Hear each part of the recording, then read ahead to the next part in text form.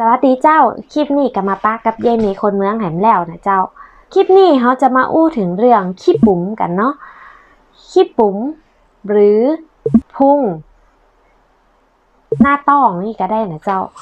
ลักษณะของขี้ปุ๋มจะเป็นจะไดบางตีก็อาจจะห้องว่าปุ๋มอย่างเดียวก็ได้นะเจ้า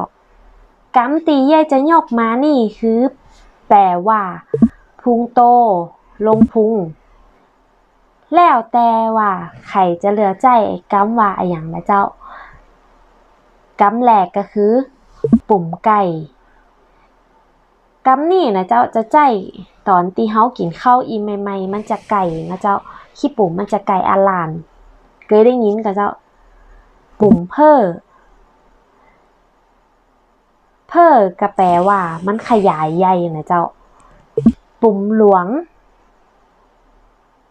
อันนี้คือมันใหญ่ตลอดเลยนะเจ้าบ่ยอมยุบมันหลวงอยู่หั่นหลวงก็แปลว่าใหญ่นะเจ้าขี้ปุ่มใหญ่ขี้ปุ่มหลวงปุ่มหลามกำนี่นะเจ้าก็บ่ค่อยได้ยินกันแล้วนะเจ้าหลามก็แปลว่าใหญ่เหมือนกันนะเจ้าแต่ส่วนมากเปิ้นจะฮ้องว่าปุ่มหลวงขี้ปุ่มหลวงขี้ปุ่มไก่ขี้ปุ่มเพ้อก็ลองเอาไปแยกพอนะเจ้าว่าจะใจกำใดดีใครอยากให้ยายเนี่ยกำว่าอะไรอย่างก็ลองคอมเมนต์ตั้งหลุมคลิปนี้ได้นะเจ้าอย่าลืมกดไลค์กดแชร์กดติดตาม